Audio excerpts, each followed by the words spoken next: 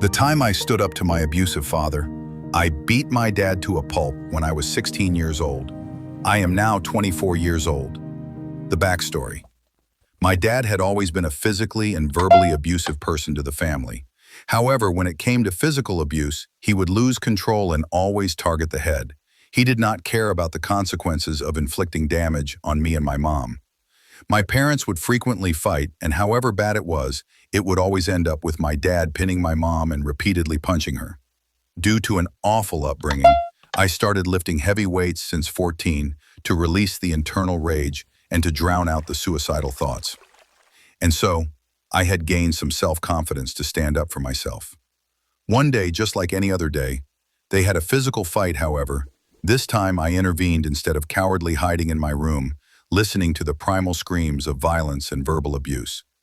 Upon the intervention, I started repeatedly punching him on the head as hard as I could, while my mom was screaming me to stop.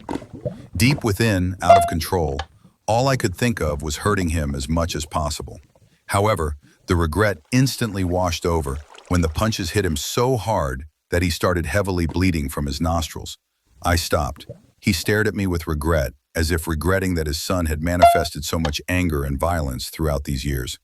That was the time when I truly injured my father, and hopefully letting this out of my chest could bring me some relief. The trauma lasts. I still harm myself due to unresolved emotions. In Greece, he stopped treating me badly after realizing that I've surpassed him in standing up for myself and others. He and I are on rather good terms now. He's finally realized his mistakes as a father and has apologized for all the mistreatment.